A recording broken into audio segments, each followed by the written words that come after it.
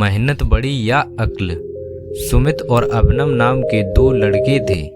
दोनों की दोस्ती बड़ी ही पक्की थी।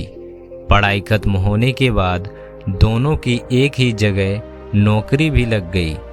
नौकरी लगने के बाद दोनों एक दूसरे से कैंटीन में बात करते हैं। सालों की मेहनत के बाद आखिर हमें नौकरी मिल ही गई। यहाँ भी जमकर काम करेंगे और कुछ ही सालों में हमें प्रमोशन मिल जाएगा। ऐसी बात कर दोनों हंसने लगते हैं और दोनों खाना खाने के बाद दोनों अपने अपने काम पर चले जाते हैं। काम करते करते उन्हें अब 1 साल बीत चुका है। प्रमोशन का भी समय आ चुका है, जिसका दोनों बेसब्री से इंतजार कर रहे थे। सुमित और अभिनव दोनों एक दूसरे से कहते हैं कि लगता है मुझे ही प्रमोशन मिलेगा, तुम अगले साल की तैयारी कर लो। इतने में दोनों के बॉस वहाँ आ जाते हैं। प्रमोशन में वह सिर्फ अभिनव का नाम लेकर वहाँ से चले जाते हैं। प्रमोशन में अपना नाम न सुनकर सुमित को झटका लगता है और वह नाराज हो जाता है। तभी अभिनव उससे बोलता है कि कोई बात नहीं सुमित, ऐसा होता है, तूने भी मेहनत की है, शायद कुछ हमारे बॉस को पसंद नहीं आया होगा, पर तू देखना अगली बार तुम्हें प्रमोशन जरूर मिलेगा।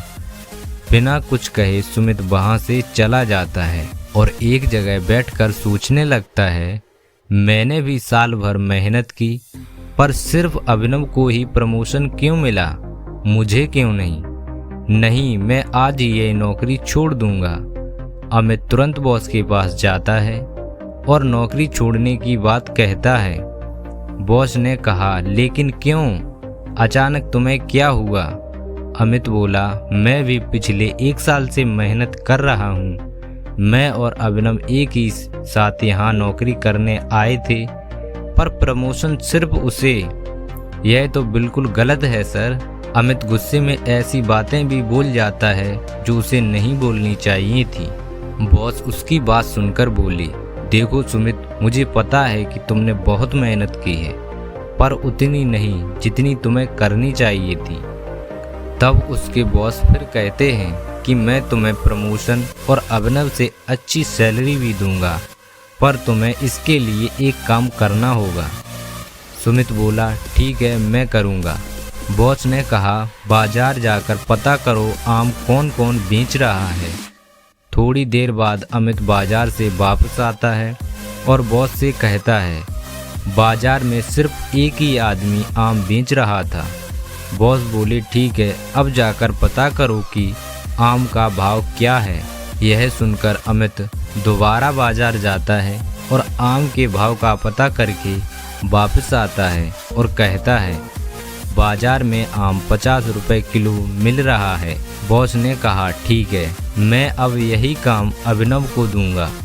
बॉस अभिनव को यह काम देते हैं तो अभिनव बाजार जाता है और सब कुछ पता करके वापस आता है और बॉस से कहता है, सर बाजार में एक ही आदमी है जो 50 रुपए किलो के हिसाब से बेच रहा है। अगर हम उससे सारे आम ले लें तो वह हमें 40 रुपए प्रति किलो के हिसाब से दे देगा। उसके पास 60 किलो आम है। अभिनव की बात सुनकर सुमित बहुत हैरान होता है और उसे अपनी गलती का एहसास हो जाता है। उसे यह पता चल जाता है कि सिर्फ मेहनत करने से काम नहीं होता, हमें अपनी अक्ल का भी इस्तेमाल करना चाहिए।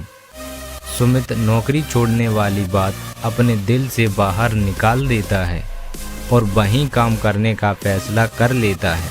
कहानी की शिक्षा नंबर 1, हमें काम करते समय अपनी बुद्धि का भी इस्तेमाल करना चाहिए। नंबर 2, जब बुद्धि और मेहनत साथ मिलते हैं तो काम अच्छा होता है।